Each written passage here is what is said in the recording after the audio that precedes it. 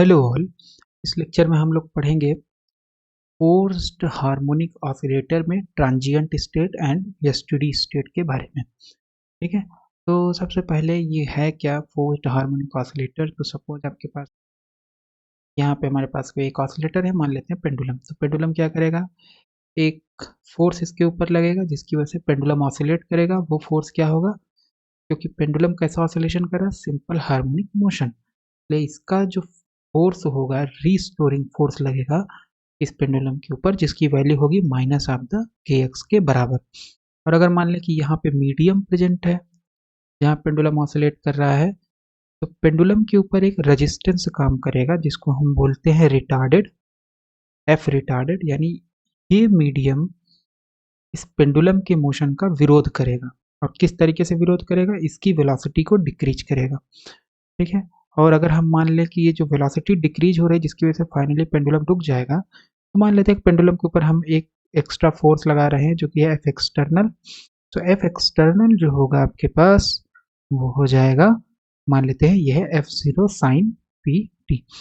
Pendulum के ऊपर total force कितना लगेगा, एक लगेगा एफ रिटार्डेड, ठीक है, फिर लगेगा एफ रिस्टोरिंग, ठीक है, फिर लगेगा एफ एक्सटर्नल। ठीक है, टोटल फोर्स लगेगा इतना। तो इस तरीके के ऑसिलेशन को बोला जाता है जहां पे ऑसिलेटर पे तीन फोर्स लगे, रिटार्डेड, रिस्टोरिंग और एक्सटर्नल फोर्स, उसको बोला जाता है फोर्स्ड हार्मोनिक ऑसिलेटर। तो एफ हो गया total force on the system और ये हो गया इंडिविजुअल फोर्स, राइट। तो हमें पता है न्यूटन सेकंड लॉ से एफ बराबर है में, तो ये हो जाएगा मास टाइम एक्सिलरेशन। और एफ एफ रिटार्डेड कितना है, minus gamma d x by D t, plus F restoring कितना है, माइनस के एक्स, एफ एक्सटर्नल कितना है, F zero sine P t. ठीक है, माइनस वाले को एक तरफ लाओ तो हो जाएगा m d two x upon d t square plus gamma d x by D t plus k x is equal to F zero sine of p t. ठीक है, तो ये आ गया। तो अगर हम m से डिवाइड कर दें तो ये हमारे पास आ जाएगा d two x upon d t square plus gamma upon m d x by D t plus k upon m two x is equal to F zero upon M sine of p t. ठीक है, तो इसको हम लिखते हैं standard notation में x double dot, मतलब दो बार टाइम का डिफरेंशिएशन तो दो डॉट लगा देंगे। फिर गामा बाई एम को हम लिखते हैं टू बी, मान लेते हैं ये हमारा टू बी है, ये हो जाएगा X dot, K upon M natural frequency होती है omega not square to x is equal to F zero upon M sine P T, right. तो ये हमारे पास आ गया two B is equal to, जहाँ पे है गामा बाई एम, गामा क्या है आपका डैम्पिंग कोफिशिएंट, यहाँ से इंट्रोड्यूस होता है, और ओमेगा नॉट स्क्वायर होगा आपका के अपॉन एम। ठीक है, इतनी वैल्यू होगी। तो ये जो इक्वेशन है, ये इक्वेशन, इस इक्वेशन को बोला जाता है फोर्स्ड हार्मोनिक ऑसिलेटर का स्टैंडर्ड इक्वेशन। तो ये डिफरेंशियल इक्वेशन है सेकेंड ऑर्डर में। तो अगर ये डिफरेंशियल इक्वेशन है तो इसका कुछ सोल्यूशन होगा, आंसर है यस, इसका सोल्यूशन होता है। तो इसका जो सोल्यूशन, अगर हम स्टेडी स्टेट की बात करें तो स्टेडी स्टेट का मतलब क्या होगा, तो ये आपके पास क्या है, पेंडुलम है, ठीक है। तो ये सब फोर्स हम मिटा देते हैं, तो ये हो जाएगा आपके पास, ये फोर्स गया, ओके वन सेकेंड, केवल फोर्स को डिलीट करते हैं, ठीक है। तो ये इसको भी डिलीट ही कर देते हैं, ओके फिर से बनाते हैं। तो सपोज आपके पास ये ऑसिलेटर था, यहाँ पे पेंडुलम, पेंडुलम पहले अपने सिंपल हार्मोनिक मोशन कर रहा था, लेकिन जैसे ही मीडियम प्रेजेंट हुआ एयर में आपने इसको रखा पेंडुलम को, इसका मोशन क्या होगा, धीरे धीरे डिक्रीज हो जाएगा और आते आते यहाँ पे रुक जाएगा। ठीक है, ओके, तो इसको बोलते हैं डैम्प्ड हार्मोनिक ऑसिलेटर। लेकिन अगर हम इसके ऊपर एक एक्सटर्नल फोर्स प्रोवाइड करें तो क्या होगा, इनिशियली पेंडुलम अपनी फ्रीक्वेंसी से ऑसिलेट कर रहा होगा, लेकिन जैसे ही आप इसके ऊपर फोर्स लगाओगे तो पेंडुलम का क्या काम है, पेंडुलम का काम है अपनी फ्रीक्वेंसी से ऑसिलेट करना, और वो फ्रीक्वेंसी कितनी होगी, डैम्पिंग के केस में वो फ्रीक्वेंसी हो जाएगी ओमेगा डैश। ठीक है, फ्रीक्वेंसी कितनी होगी, ओमेगा डैश, ओके, मान लेते हैं फ्रीक्वेंसी ओमेगा डैश है डैम्पिंग के केस में।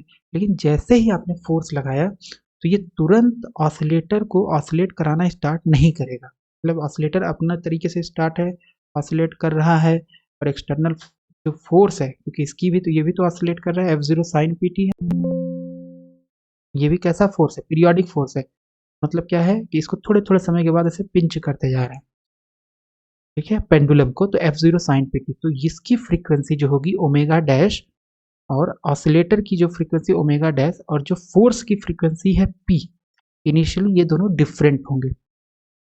इनिशियली ये दोनों डिफरेंट होंगे। तो अगर omega dash naught equal to P, तो इसको बोलते हैं ट्रांजिएंट स्टेट। ट्रांजिएंट स्टेट, ठीक। आपका जो पेंडुलम है अपनी फ्रीक्वेंसी से ऑसिलेट कर रहा है और फोर्स का फ्रीक्वेंसी डिफरेंट है, लेकिन कुछ समय बाद जैसे आप इसके ऊपर पीरियोडिक फोर्स अप्लाई करोगे, उसके थोड़े समय बाद ये जो फ्रीक्वेंसी ओमेगा डैश है ये बराबर हो जाएगी पी की। इसी स्टेट को बोला जाता है जिस स्टेट में पेंडुलम जो है वो एक्सटर्नल फोर्स की फ्रीक्वेंसी से ऑसिलेट करने लगे, उस स्टेट को बोलते हैं स्टेडी स्टेट, ठीक है। तो स्टेडी स्टेट में हम लोगों ने पढ़ रखा है सोल्यूशन क्या होता है। जब हम कौन सा सोल्यूशन डिस्कस कर रहे हैं, इस केस में पेंडुलम के ऑसिलेशन की फ्रीक्वेंसी पी के बराबर, जो कि है क्या, फोर्स, एक्सटर्नल फोर्स की फ्रीक्वेंसी के बराबर हो जाए। तो x बराबर उस केस में होता है, सोल्यूशन आता है x बराबर है sine P T minus theta. तो इसको बोलते हैं, जहाँ पे क्या है, एम्पलीट्यूड है, और P sine P T minus theta. तो ये ऑसिलेटर का जो ये डिफरेंशियल इक्वेशन है इसका सोल्यूशन हो गया। कौन से केस में, स्टेडी स्टेट में। लेकिन इस लेक्चर में हम डिस्कस करेंगे ट्रांजिएंट स्टेट। अभी तक हमने जितना भी डिस्कस किया पोस्ट हार्मोनिक ऑसिलेटर में, उसमें हमने क्या डिस्कस किया है, केवल और केवल स्टेडी स्टेट। लेकिन जब ट्रांजिएंट स्टेट है, मतलब अभी ऑसिलेटर इस एक्सटर्नल फोर्स की फ्रीक्वेंसी से ऑसिलेट नहीं कर रहा है, ये किस ऑसिलेशन से कर रहा है, किस फ्रीक्वेंसी, ओमेगा डैश से, ठीक है। तो उस केस में इस ऑसिलेटर का जो डिफरेंशियल इक्वेशन होगा, इसका जो सोल्यूशन होगा वो क्या होगा। तो इस लेक्चर में हम लोग क्या करेंगे, ट्रांजिएंट स्टेट का सोल्यूशन निकालेंगे। समझ में, ट्रांजिएंट स्टेट का सोल्यूशन, बस यही हमें निकालना है इस लेक्चर में। ओके, ट्रांजिएंट स्टेट का सोल्यूशन निकालना है। तो अगर हम ध्यान से देखें तो सोल्यूशन कैसा होगा ट्रांजिएंट स्टेट का सोल्यूशन निकालने के लिए। तो अगर हम यहाँ पे बेसिक फिजिक्स लगाएं तो क्या होगा, इनिशियली इसका जो ऑसिलेटर है वो ऑसिलेट कर रहा है, तो ऑसिलेट करेगा तो इसके पास क्या है, डैम्पिंग है।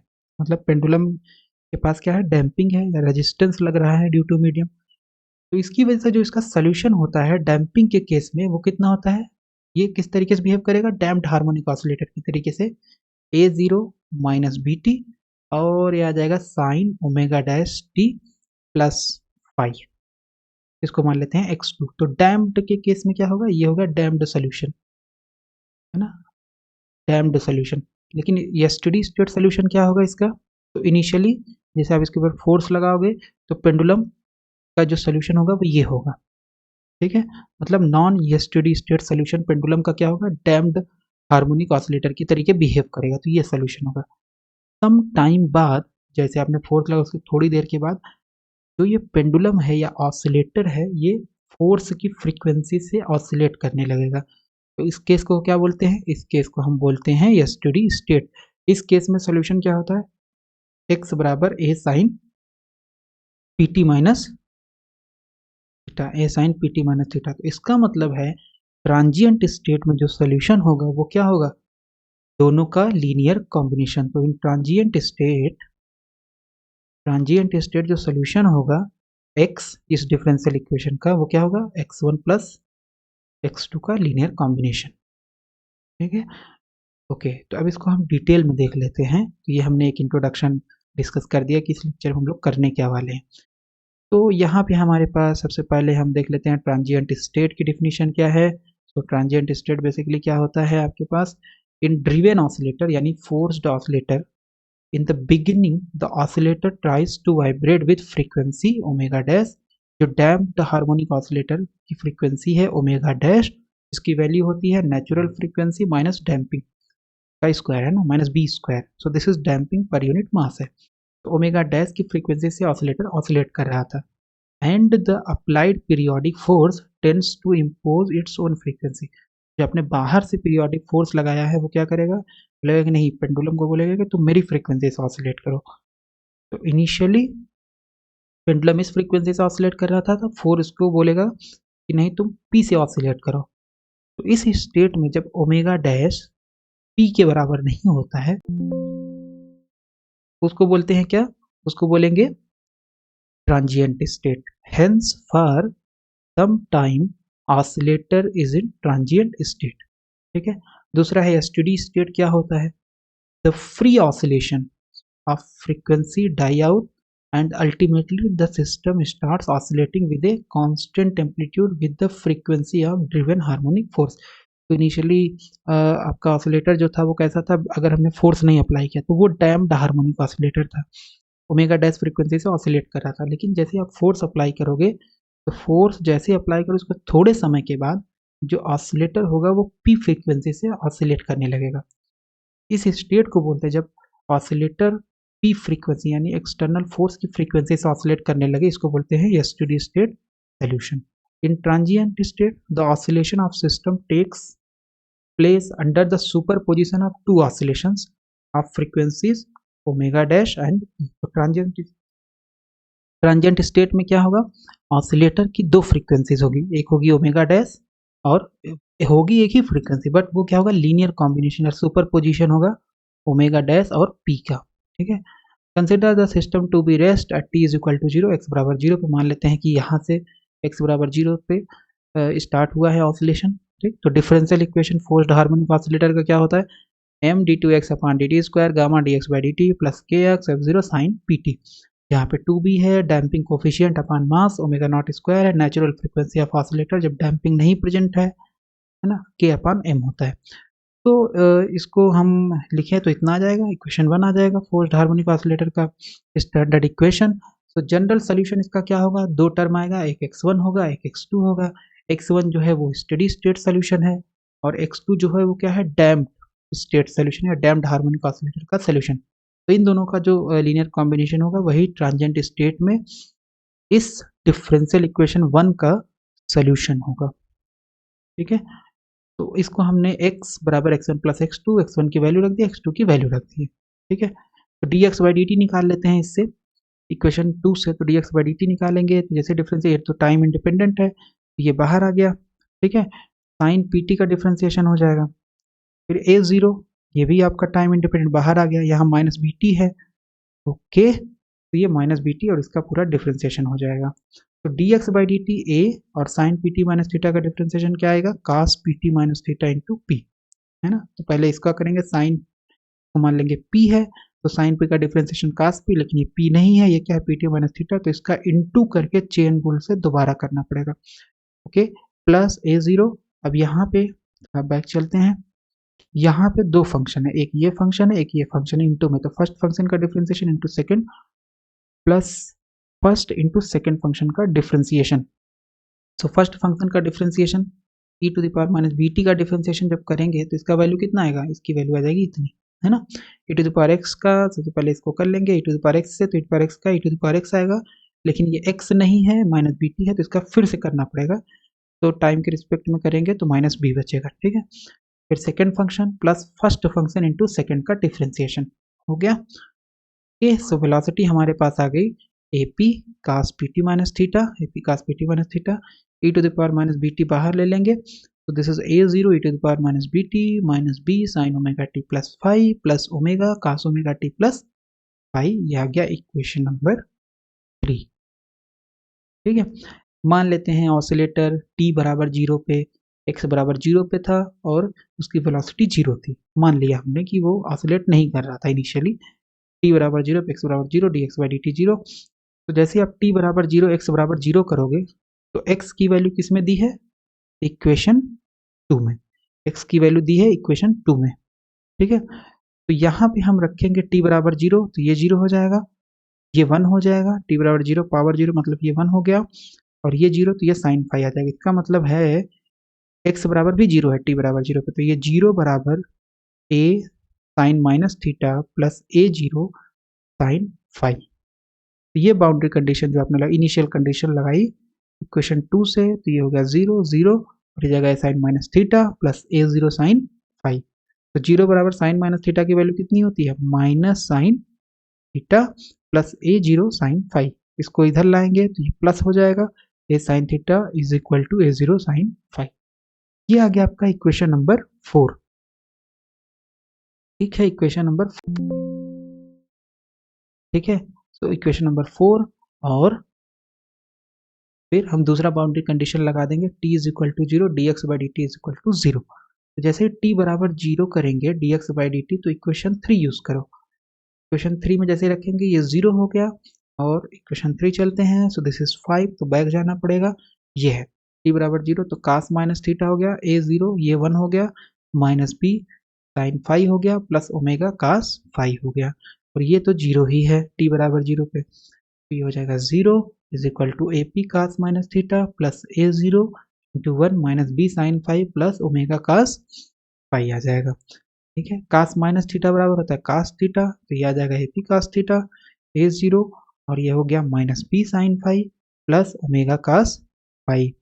ओके, तो अगर हम इसमें एक कंडीशन लगा दें इक्वेशन 5 में, जो b है वो ओमेगा से बहुत छोटा है, सपोज मतलब बहुत कम डैम्पिंग है मीडियम में, तो उस केस में आपका ये टर्म तो चला जाएगा, नेग्लिजिबल होगा, तो कौन सा बचेगा, ए पी कॉस थीटा बचेगा और ए 0 ओमेगा कॉस थीटा बचेगा।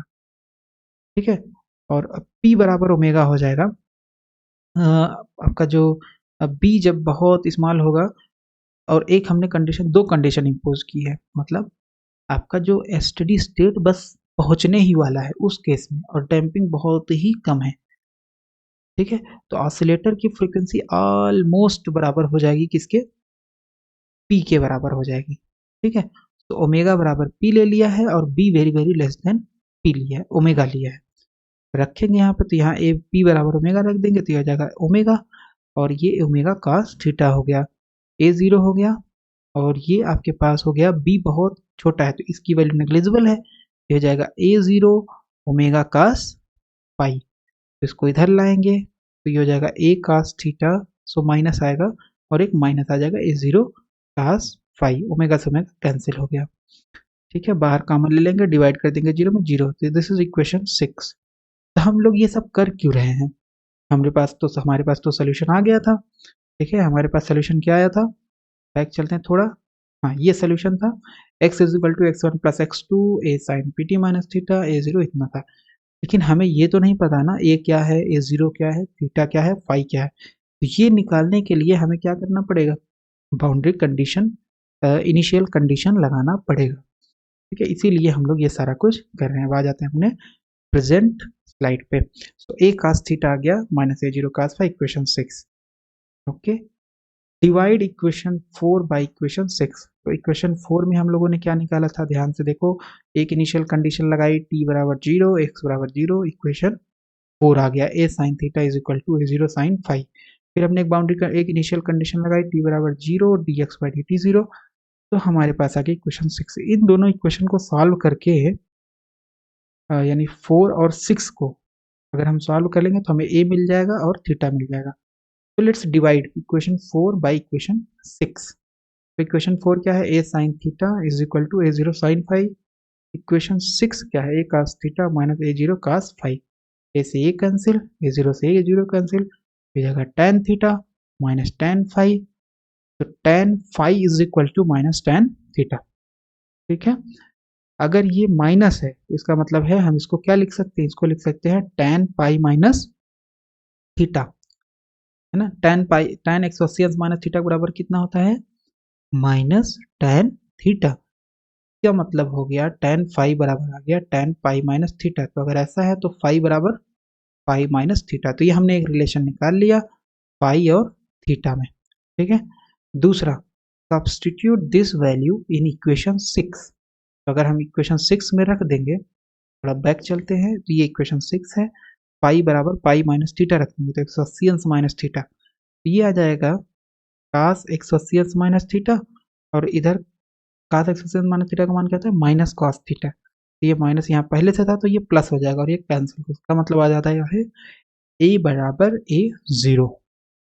ठीक है, ए बराबर 0, तो यही हमने किया है, ए cos theta minus A 0 cos pi minus theta, सो इसका मतलब ये आ गया ए 0 कास थीटा, तो ए बराबर ए 0 आ गया। Substitute this value is in equation 2, तो जो हमारे पास x की वैल्यू है, x बराबर X one plus x two, उसमें हम a 0 और a की वैल्यू और पाई की वैल्यू सब्सटीट्यूट करेंगे। ठीक है, तो अभी हमने क्या निकाला है, फाई निकाल लिया। और ए निकाल लिया। तो फाई की वैल्यू और ए की वैल्यू इक्वेशन 2 में सब्सटीट्यूट जब करेंगे तो यहाँ पे क्या था, a sine P T minus theta था, ये हो गया a zero sine P T minus theta, plus a zero e to the power minus B T sine omega T plus phi था, तो फाई की वैल्यू आ रही पाई माइनस थीटा, सब्सटीट्यूट कर दिया। ओके, ए जीरो हम निकाल लिए बाहर, तो यहाँ बचेगा sine P T minus theta, यहाँ बचेगा साइन 180 अंश plus omega T minus theta. तो 180 अंश प्लस थीटा क्या होता है, माइनस साइन थीटा, इसका मतलब यहाँ पाई हटेगा तो यहाँ माइनस आ जाएगा। इन जीरो डैम्पिंग के, तो ये हमारे पास सोल्यूशन आ गया एक्स का, यानी जो ट्रांजिएंट स्टेट में सोल्यूशन होगा उसका जो वैल्यू होगा a zero sine P T minus theta minus e to the power minus B T sine omega T minus theta, इतना हो जाएगा। इन जीरो डैम्पिंग केस, अगर मीडियम में डैम्पिंग नहीं है तो बी बराबर जीरो, बी बराबर जीरो, इसका जीरो हो जाएगा तो इसकी वैल्यू कितनी हो जाएगी, 1 हो जाएगी। ठीक है, सो this is a zero sine P T minus theta, और थीटा की वैल्यू कितनी होगी अगर जीरो डैम्पिंग केस है, ये भी आपको पता होना चाहिए। या स्टेडी स्टेट में जो सोल्यूशन होता है x बराबर, यहाँ पे बना दे रहे हैं, x बराबर a sine P T minus theta, तो ये सोल्यूशन है a sine P T minus theta. ठीक है, इसमें जो a है उसकी वैल्यू क्या है, ये है a, ये a है। ठीक है, a की वैल्यू ये है, और थीटा की वैल्यू कैसे निकलेगी, ये tan थीटा से निकलती है। ठीक है, ओके, सो ये स्टेडी स्टेट का सोल्यूशन में जो थीटा और a यूज होता है उसका मान क्या है, का मान यहाँ पे हमारे पास दिया हुआ है।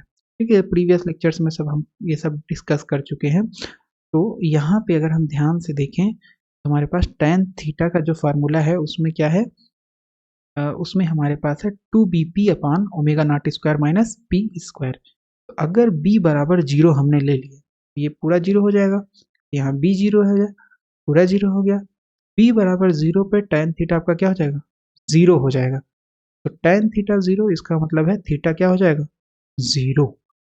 ठीक है, थीटा हो जाएगा जीरो, और a कितना होगा, F zero upon M, B ये जीरो हो गया तो एफ जीरो अपान एम, ये तो पूरा ही जीरो हो गया, तो अंडर रूट है, स्क्वायर है, खत्म, ये बचेगा जस्ट इतना। तो ए जीरो की वैल्यू आ जाएगी बी बराबर zero, F zero upon M omega not square minus B square, है ना, ये ए की वैल्यू आएगी और B is equal to zero, तो इतना हो जाएगा।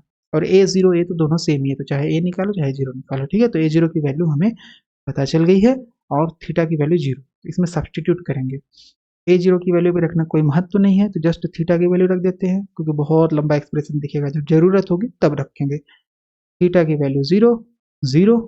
ठीक है, बी की वैल्यू जीरो, तो ये हो जाएगा sine P T minus sine omega t, sine P T minus sine omega t into a zero. ठीक है, तो ये आ गया हमारे पास। तो यहाँ अगर हम ध्यान से देखें तो हम क्या हमारे पास है, a zero sine P T minus sine omega t, तो ये क्या है, sine c minus sine d, sine c minus sine d का फार्मूला क्या होता है, 2 cos c plus d upon two, ये एंगल है कास का, into sine c minus d upon two, ये होता है sine c minus sine d की वैल्यू, तो रख देंगे। सी बराबर कितना है, पीटी है, और डी बराबर कितना है, ओमेगा है, तो ये जाएगा ए जीरो, बाहर था sine c minus sine d का फार्मूला लगा देंगे, इतना आ जाएगा 2 cos c plus d upon two into sine c minus d upon two. A की वैल्यू भी रख देते हैं, तो कितना आया था, F zero upon M divided by omega not square minus P square. ठीक है, और ये हो गया कास, टी बाहर निकालेंगे, P plus omega upon two into T sine P minus omega upon two. ठीक है, so X is equal to आ गया आपके पास। तो अगर हम थोड़ा सा कुछ मान लें, और इसको मान लेते हैं, इसको बेसिकली हम देखना चाहते हैं जो सिंपल हार्मोनिक मोशन का सोल्यूशन होता है, यानी किस तरीके से ए साइन ओमेगा टी टाइप का देखना चाहते हैं, बनाना चाहते हैं ना, उसी से कंपेयर करेंगे। तो इसका मतलब है अगर हम इसमें ए एम बराबर मान लें, इस इक्वेशन में ए एम बराबर मान लें 2f0 upon M omega not square minus P square cos P plus omega T upon two, मतलब इतने को अगर हम मान लें ए एम, और इतने को हम मान लें ओमेगा ए, ये बेसिकली कैसे इक्वेशन दिखेगा हमें, ये दिखेगा एक्स बराबर A M sine omega A T, है ना, ओमेगा ए बराबर है P minus omega by two. Okay, so this is the case of two SHMs of two slightly different frequencies and this is phenomena of modulation and beats। ये basically क्या है, हमारे पास था एक x1 था, एक x1 था जो कि है साइन सोल्यूशन, है ना, और एक हमारे पास है x2 जो कि है a0 e to the power minus B T sine omega T plus phi या ओमेगा डैश प्लस टी, जो भी आप मानो, ओमेगा भी मान सकते हो, ओमेगा डैश भी मान सकते हो, that doesn't effect here. Okay, so x1 इतना है, x2 इतना है, तो ये कैसा इक्वेशन है? ये बेसिकली सिंपल हार्मोनिक मोशन का इक्वेशन है। x2 भी सिंपल हार्मोनिक मोशन का इक्वेशन है, बस इसका एम्पलीट्यूड टाइम के साथ डिके करेगा, इसका एम्पलीट्यूड टाइम के साथ कांस्टेंट रहेगा, बस यही दोनों में अंतर है। इसका एम्पलीट्यूड टाइम के साथ कांस्टेंट है, इसका एम्पलीट्यूड टाइम के साथ डिके है। तो ये जो हमने x बराबर x1 प्लस x2 को लेकर सॉल्व किया है, ये क्या है? दो सिंपल हार्मोनिक मोशन का सुपरपोजिशन है। जब भी ऐसा होता है, इस फिनोमेना को बोला जाता है मॉड्यूलेशन एंड बीट्स, ठीक है, मॉड्यूलेशन एंड बीट्स बोला जाएगा, ठीक है। So 10 beats occur between natural frequencies and driven frequencies at omega not minus p. तो नेचुरल फ्रीक्वेंसी क्या है? ओमेगा। जैसे ही आपने फोर्स लगाया ऑसिलेटर के ऊपर, फोर्स जैसे ही लगाओगे तो ऑसिलेटर क्या करेगा? उसमें बीट्स जनरेट होंगी। कितने फ्रीक्वेंसी के बीच में? ओमेगा नॉट और P frequency. P frequency oscillator का नहीं, एक्सटर्नल फोर्स का है, और ओमेगा जीरो किसकी फ्रीक्वेंसी है? वो ऑसिलेटर की फ्रीक्वेंसी है। So thus beats occur between natural frequencies and driven frequencies at omega naught minus p, and in case of zero damping beat goes on continuously, ठीक है। बीट आता ही रहेगा। अगर आप जीरो डैम्पिंग का केस लोगे, बी बराबर जैसे ही जीरो करोगे, तो ऐसा क्यों है अभी हम लोग डिस्कस कर लेते हैं। क्योंकि जो जीरो डैम्पिंग का केस होगा वहां पे ये टर्म जीरो हो गया, ठीक है, x बराबर a जीरो, ये टर्म सॉरी b जीरो हो गया, तो ये 1 हो जाएगा। तो ये पूरा का पूरा सिंपल हार्मोनिक मोशन, ये भी पूरा का पूरा simple harmonic motion without decaying amplitude. लेकिन ये जो सोल्यूशन है ये डैम्पिंग की वजह से है, तो बीट किसकी वजह से आ रहा है? बीट आ रहा है इसकी वजह से। तो अगर ये आपके पास जो सोल्यूशन है, जैसे b बराबर जीरो होगा, एम्पलीट्यूड जीरो होगा ही नहीं, तो ये बीट कंटिन्यूसली इंक्रीज करती रहेगी, ठीक है। तो in the case of damping, अभी ये डिटेल में हम समझेंगे जब इसका ग्राफ प्लॉट करेंगे, x1 का, x2 का, और x बराबर x1 प्लस x2, तब हमें समझ में आएगा कि बीट का क्या मतलब है। In the case of damping initial motion, अच्छा अगर डैम्पिंग होगी तो क्या होगा? ये टर्म रहेगा, ये टर्म रहेगा, जैसे टाइम इंक्रीज होगा तो ये e to the power minus B t increase होगा, है ना, e to the power plus b t increase होगा, और यहाँ डिवाइड हो रहा है इस टर्म से। तो जैसे टाइम इंक्रीज होगा, अगर ये टर्म है, डिकेइंग टर्म ये है, तो ये इस पूरे टर्म को क्या कर देगा? डिक्रीज करता जाएगा, है ना। तो यहाँ से ऐसे डिक्रीज हो जाएगा, ये टर्म जीरो की तरफ जाएगा, टी बराबर इनफाइनाइट पे ये आपका टर्म ही जीरो हो जाएगा, तो इसका इफेक्ट खत्म। तो ऑसिलेटर केवल और केवल ये सोल्यूशन एक्वायर करेगा, ठीक है। तो ये महत्व है डैम्पिंग का। अगर डैम्पिंग नहीं होगी तो ऑसिलेटर ये स्टेडी स्टेट सोल्यूशन एक्वायर ही नहीं कर पाएगा, उसमें बीट्स आएंगी, है ना। तो in the case of damping initial motion consist of beats between free and driven oscillator. Since the second term in solution of x diminishes with time, resulting in weak beats, and after a long time the steady state solution becomes dominant. Okay, तो यहाँ पे देख लेते हैं। अब यहाँ पे एकदम क्लियर समझ में आ जाए क्या है। x1 क्या है? स्टेडी स्टेट सॉल्यूशन है, x1 a sin pt minus theta. x2 क्या है? डैम्प्ड हार्मोनिक ऑसिलेटर का सॉल्यूशन है। इन दोनों का जब निकालेंगे, सुपरपोजिशन करेंगे, तब हमें ट्रांजिएंट स्टेट में सॉल्यूशन मिलता है। ओके, तब हो चुका है। तो अगर x1 को प्लॉट करें तो x1 में साइन फंक्शन है और ये एम्पलीट्यूड कांस्टेंट है, तो कैसे जाएगा? कुछ इस तरीके से जाएगा, है ना। हालांकि जीरो से स्टार्ट हो सकता है इस तरीके से, बट जो सबसे इंपॉर्टेंट चीज में है कि इसका एम्पलीट्यूड कांस्टेंट रहेगा। ओके, x2 जब आप देखोगे तो x2 में एम्पलीट्यूड क्या है? डिके कर रहा है। टाइम जैसे बढ़ेगा वैसे ही ये टर्म डिकेइंग है ना। e to the power minus b, कभी भी e to the power minus B t type का टर्म रहेगा वो डिकेइंग रहेगा। टी बराबर इनफाइनाइट पे ये टर्म जीरो हो जाएगा। इसका मतलब है x2 को अगर हम प्लॉट करें तो ये भी तो साइन फंक्शन है, लेकिन यहाँ पे एम्पलीट्यूड इसका क्या कर रहा है? टाइम के साथ डिक्रीज कर रहा है। तो ये एम्पलीट्यूड हो गया, ये एम्पलीट्यूड हो गया, ये एम्पलीट्यूड हो गया, ये एम्पलीट्यूड। तो एम्पलीट्यूड कैसे डिक्रीज करेगा? ऐसे डिक्रीज करते हुए चला जाएगा, है ना। और इसका भी इधर से ऐसे डिक्रीज करेगा क्योंकि साइन फंक्शन है। तो ऑसिलेटरी तो है तरीके से, ऑसिलेशन तो है डिस्प्लेसमेंट में, लेकिन ये ऑसिलेशन बहुत ज़्यादा देर तक नहीं रहेगा अगर डैम्पिंग है तो, ठीक है। तो इन दोनों का कॉम्बिनेशन अगर बनाएंगे तो कैसे बनेगा? कहीं कहीं पे ये मैक्सिमम होगा, ये मिनिमम होगा, ठीक है। तो इन दोनों का जब आप बनाओगे, सुपरपोज करोगे, तो ये कुछ इस तरीके से आएगा, ठीक है। फिर कहीं कहीं पे ये मिनिमम होगा तो वहाँ पे ये मैक्सिमम है तो कैंसिल कर देगा, तो इस तरीके से बनेगा। फिर ये इनिशियल पोजीशन, इनिशियल है ना, तरीके से। लेकिन जैसे ही टाइम बढ़ेगा तो इसका इफेक्ट तो जीरो हो, ये पूरा का पूरा खत्म हो गया कहानी इसका x2 का, केवल और केवल x1 बचेगा। तो इसका मतलब है आफ्टर सम टाइम जो पेंडुलम होगा वो सिंपल हार्मोनिक मोशन करने लगेगा। इसी को बोलते हैं स्टेडी स्टेट सोल्यूशन। तो अगर हम ग्राफिकल मेथड में देखें, सपोज आपके पास एक पेंडुलम है यहाँ पे, ठीक है। तो जैसे आपने इसके ऊपर फोर्स लगाया एफ एक्सटर्नल, ये क्या करेगा, पेंडुलम अपनी फ्रीक्वेंसी ओमेगा से ऑसिलेट करता रहेगा, और इसकी फ्रीक्वेंसी कितनी है, पी। तो omega dash initially not equal to p, है ना, इस तरीके का ऊपर नीचे होगा। लेकिन थोड़े समय के बाद जब ये x2 सोल्यूशन डिमिनिश हो जाएगा, तो ओमेगा डैश बराबर हो जाएगा पी, या ओमेगा मान लो, ठीक है। तो ये हमने डिस्कस कर लिया transient state solution. Initially pendulum अपनी फ्रीक्वेंसी से ऑसिलेट करेगा फोर्स अप्लाई करने के बाद भी, लेकिन थोड़े समय के बाद फोर्स की फ्रीक्वेंसी से ऑसिलेट करने लगेगा। जिस टाइम ये फोर्स की फ्रीक्वेंसी से ऑसिलेट करेगा उस स्टेट को बोलते हैं स्टेडी स्टेट, और फोर्स लगाते ही जो स्टेट मिलेगा वो होगा ट्रांजिएंट स्टेट।